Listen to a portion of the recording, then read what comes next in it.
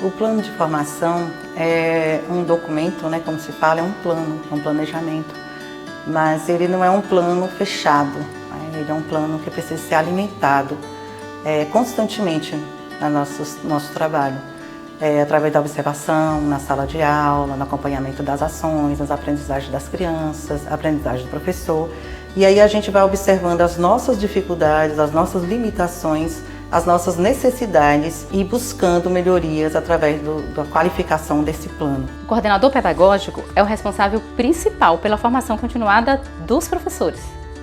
E a formação continuada dos coordenadores pedagógicos? Quem é o responsável principal? As autoras Almeida e Placo afirmam que o coordenador pedagógico necessita de interlocutores para sua atuação profissional, de parceiros para discutir, pensar juntos, nutrir e instrumentalizar-se para enfrentar e superar os desafios da complexidade da função e das incertezas do mundo contemporâneo em constante transformação. Nesse episódio, vocês vão conhecer os movimentos formativos que ocorrem de forma frequente e constante nesta rede municipal de Ceabra com as coordenadoras pedagógicas.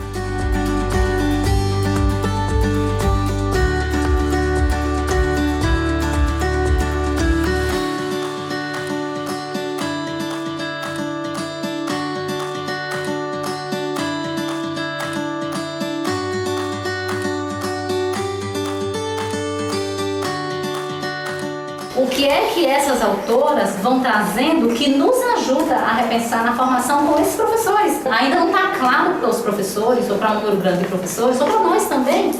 Afinal de contas, o que é a biblioteca de classe? Né? Quais práticas sociais? O que é que se faz na biblioteca? Né? O que é que se faz na biblioteca? Porque a ação é essa. Quando a gente vai falando de biblioteca de classe, é para que as práticas de biblioteca sejam implantadas, sejam vistas tal como elas acontecem na vida como ela é. Para a gente tem sido um cuidado de, ao mesmo tempo que os meninos estão catalogando, eles também possam pegar emprestado, inclusive. Né? Ao mesmo tempo que a biblioteca está ali, já precisa se pensar quais são aqueles livros que vão fazer parte da agenda e eles aparecerem num bojo separado ali. São aqueles os 3 livros e não outros, tá? Que vão para...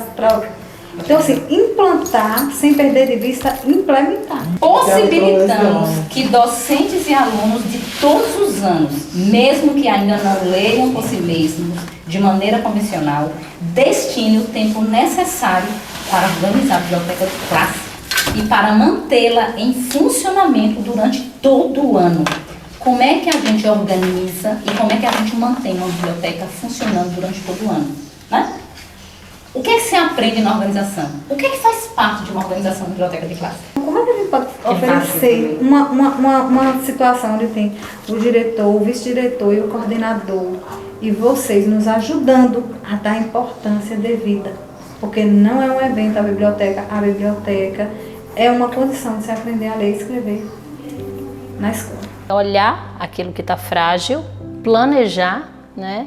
Fazer formações com os professores, atrelando sempre a prática, né, fazendo a tematização e trazendo teóricos para apoiar aquela discussão e posteriormente levando para a sala aquele mesmo ponto, porém de uma forma melhor, mais qualificada e mais planejada. Num plano de trabalho que não é um plano de trabalho novo. Nosso plano de trabalho é o plano de trabalho de 2022, que se tornou escrito em 2023, que se tornou... E a gente tem várias coisas planejadas de implantação de biblioteca de classe. Então, quando eu busco lá no meu arquivo os planos de aula dos meses, né, lá, fevereiro, março, do ano passado, eu vou encontrando também uma sequência de coisas que eu também posso, ou não, ir colocando isso à disposição para a gente pensar juntos, né? Exatamente. Porque, assim, é a mesma coisa, mas a gente não está mais no mesmo lugar. É verdade. Então, junto com aquele grupo ali, o que é que eles acham daquelas decisões que foram tomadas ano passado por um grupo de professores para implantar? Aí eles acompanharam, aí eles fizeram um roteiro disso, aí eles fizeram isso.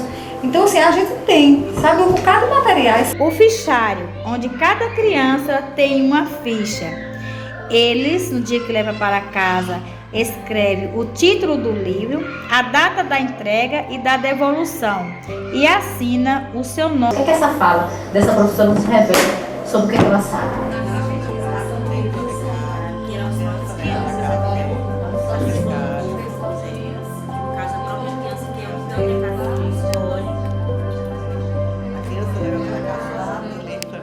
compreende que a biblioteca envolve vários momentos. Um vídeo desse mostra claramente a diferença entre cantinho de leitura e biblioteca de classe.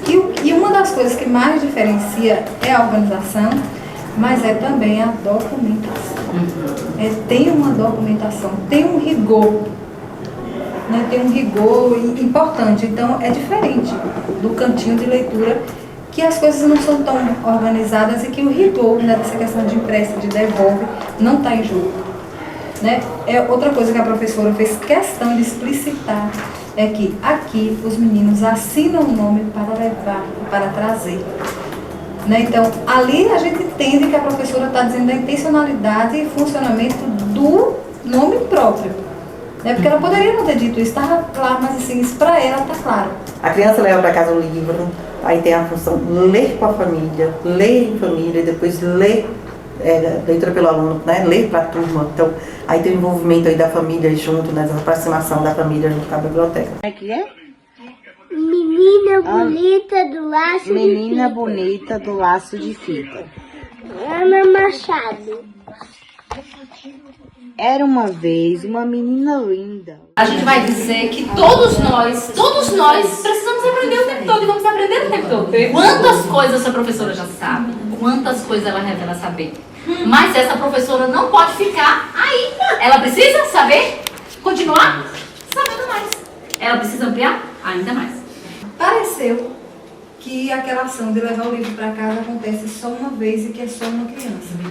E pode ser todo mundo, e não tem a ver com a sacola bonita, não. Pode ser uma sacola de plástico, uma sacola de papel, que todo mundo leva. Uma pastinha para dizer também que a gente tem cuidado com os livros, né? Mas enfim, todo mundo pode levar e no outro dia abrir essa socialização e todo mundo comentar. Na biblioteca municipal tem uma pergunta como essa: quando um usuário, um leitor pega um livro, ele pode ficar quantos dias com o livro? O que é que diz o regulamento? Porque assim, a ideia que eu tenho é que parece que as crianças levam hoje, mas elas têm que devolver amanhã. No dia seguinte já tem que trazer. Levou sexta, já tem que vir segunda. Levou terça, já tem que levar. É o que eu entendi. E é importante que isso fique claro. Ou seja, o livro, eu pego ele e posso ficar até tantos dias e pode ser renovado por mais tantos.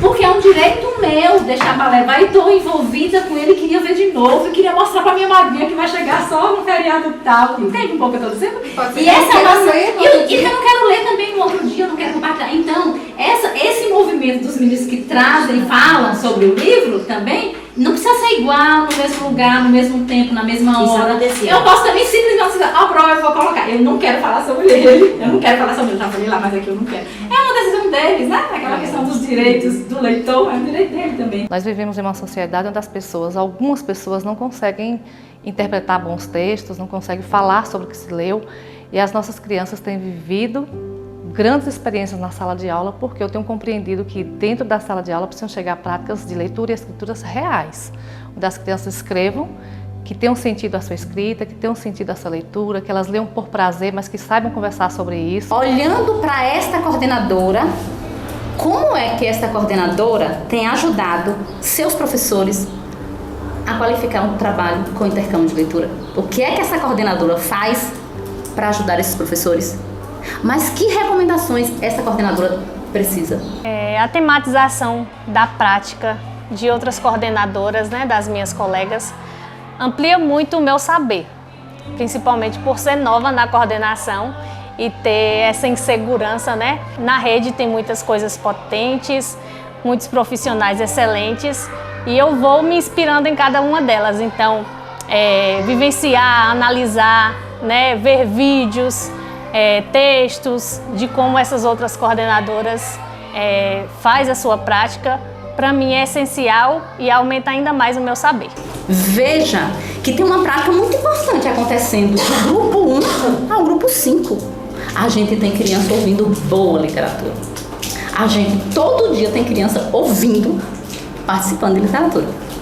Só que a gente tem aí uma questão que os nossos professores precisam compreender. Que conversa é essa que acontece após a leitura? O que é que as crianças aprendem mesmo quando a gente abre uma roda de intercâmbio? Que conversa é essa após a leitura? Eles sabem que precisa ter uma boa conversa e que perguntar uma pergunta, fazer uma pergunta que as crianças respondem a mesma coisa, já não é uma boa pergunta, eles sabem um monte de coisa sobre intercâmbio, sabem muitas coisas. Só que colocar isso na sala de aula existe planejamento mesmo. São muitas coisas, porque dentro disso aqui, ó, muita coisa. a escolha de livro, como preparar essa leitura, comportamentos leitores, o que se ensina, o que se aprende, não é fácil. Tem que ser um processo formativo de retomada disso na rede, entendeu? Porque a gente tem um tanto de problema e tantas questões para discutir com os professores que a gente acha que a gente tem que abrir e discutir tudo. É por isso que as coisas vão ficando na descontinuidade, porque eu puxo isso, depois, mas eu tenho que tratar isso, aí eu paro isso e não continuo. Por isso que nós temos um tantão também de nós mesmos, de professores, que acabam mergulhando porque a gente também vai deixando, acha que essa discussão de hoje, ela basta. O que é discutido é para sempre.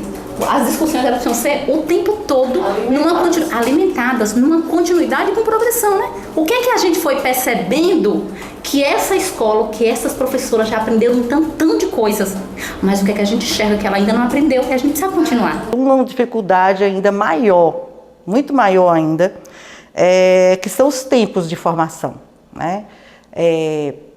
O professor precisa de tempo, o coordenador precisa do tempo para estudo, para a sua própria formação, o professor também precisa do tempo para a formação. A gente, dentro de uma escola, a gente tem poucos tempos para isso ainda. Temos o planejamento, temos alguns encontros formativos, mas ainda é muito limitado o tempo para formação do professor, o tempo para qualificação desse trabalho, qualificação dessas práticas. Não é fácil elaborar um documento curricular, então por que os municípios resolveram fazer um convênio e juntar várias redes? Porque a gente está dizendo, quanto mais pessoas pensando sobre algo que a gente deseja, né? Que tem um profissional que está avançado na ciência, vai nos ajudando a tomar decisões mais claras. Por que a gente passa a fazer e olhar para o plano, não mais nas escolas como a gente fazia a requalificação, a gente faz agora a nível de rede. A responsabilidade em relação ao projeto curricular é enorme, enorme. Nós somos responsáveis por isso, tá? Nós somos responsáveis. Ela vai dizendo, inclusive, que o professor precisa de ajuda. O professor precisa de ajuda. Ele é corresponsável, mas tem uma responsabilidade maior que ela vai dando aí dessas equipes técnicas e pedagógicas. Tudo que está na sala de aula reflete a luta de um coordenador na escola, né? Então, quando eu chego na reunião, que a diretora diz assim, cheguei na sala e estava aplicando um diagnóstico de 5 palavras. Eu sei que tem a ver comigo, né, com a formação que aquela professora ainda, né, vai avançando aí nas discussões comigo, mas assim, não é essa a nossa luta. Então, nem tudo que está lá é porque foi o que a gente, com certeza, o que a gente colocou. Então, essa é algo bem... Mas quando eu digo isso, antes de você fechar, Nara, quando eu digo isso é para a gente entender que quando eu fico distante da sala de aula, eu estou falando da rede, porque nós temos nessa rede de SEABRA coordenadores que ficam distantes da sala de aula, que resolve o problema com o diretor, que senta com o diretor, que planeja, mas não está envolvido com os problemas que estão nas... Eu preciso... Então, se isso existe, por que eu estou abrindo isso? Não dá para a gente não perceber que tem uma professora que está muito distante da proposta curricular. Não dá. Um tanto de coisa, não sabe? Sim. Primeiro, não sei o quê. Não. Sim. Então, o que eu ia dizer é o seguinte, eu venho lutando para eu ter a confiança delas. Para que elas não precisem fazer nada por baixo da aluna, sabe? Do círculo. Eu entendo. Assim, quando Nara não está aqui, é assim. Quando Nara está aqui, é assim. Eu venho lutando para que isso aconteça. Algo que foi uma conquista é que todos da equipe, como eu também, eu me sinto realmente da equipe. O professor sabe que quem está lá é o coordenador, que o coordenador faz parte da equipe e que está ali para trabalhar junto, que é corresponsável pelas aprendizagens das crianças, né, dentro da escola. Então isso eu acho um grande ganho, né? A gente sentir-se parte de uma equipe e saber que os outros também te ver como parte dessa equipe que também é responsável por esse trabalho, que também tem como contribuir, tem como está ajudando e que esse trabalho de sala de aula tem sempre que estar voltando para esses estudos, esses momentos de formação, para que todos aprendam, né? Não só eles, mas também o coordenador e todos os educadores que estão envolvidos nesse processo. Se nós mergulharmos no trabalho, o intercâmbio de leitores, nisso que a gente está perseguindo, no trabalho, o que é que as crianças estão escrevendo e pensar como é que a gente ajuda, que intervenção, a gente já fez uma grande coisa. Isso é fantástico. Então, o que é que eu puxo para o planejamento agora? Não dá para a gente ficar no discurso. A gente tem que trazer a sala de aula para os planejamentos de vocês. E eu sei que alguns de vocês trazem, mas não é todo mundo que está trazendo, não. Porque senão a professora vai continuar buscando as fotos das outras escolas. A professora vai continuar trazendo as atividades da internet. É preciso que a gente vá institucionalizando, dizendo, esse é o dia que eu estou estudando, estou alinhando um protocolo que eu estou fazendo, estou alinhando um registro. Entende? Não dá porque... vocês podem observar, observe a sala, observe a escola. Eu me lembro do depoimento de uma coordenadora, quando eu estava fazendo minha pesquisa, que ela dizia assim, toda vez quando eu estava na sala, na escola dela tinha um espaço para o coordenador. Toda vez quando eu estava na sala, aqui, estudando ou escrevendo alguma coisa, eu olhava pela janela e via alguém na sala de aula, e via os meninos se movimentando, eu via o diretor, e parecia que eu não estava fazendo nada. Aí eu sentia culpa com essa minha parada de estar estudando, e saí, largava, ia correr na escola apagar os incêndios.